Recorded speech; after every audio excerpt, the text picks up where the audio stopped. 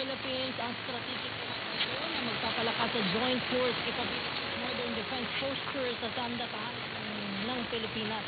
Pinangunahan ko ng AFP Chief Romeo Browner Jr. Station ceremony na ginanap ko commissioned officers at Camp Aguinaldo sa Quezon City. Ayon kay Browner, hindi lamang ito ang activation ng bagong command, kundi silang ng isang strategic vision na mayroong kakayahan na harapin ang anumang bakang sa panahon ito. Air Force Major General Fabiana Pedregosa, acting commander ng AFP Strategic Command, na magsisisi strategic hub ng military intelligence operations at civil military functions.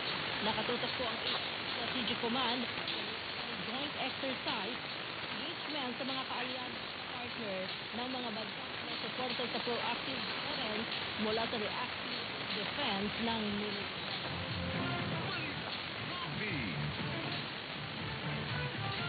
Oras po natin alas 3:09 na po ng umaga. Kita naman mula sa Davao, cycle rider patay matapos bundol ng van saan pa ng truck sa Davao City.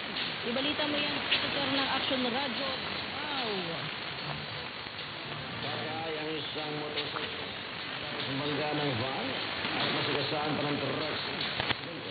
Bandang alas 11:35 October 26, sa Daang Malika Highway sa Scooter Kilometro 14 para Davao City.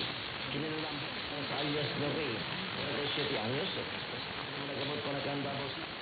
Minamalingon ito ang cycle ng Cebu tumawid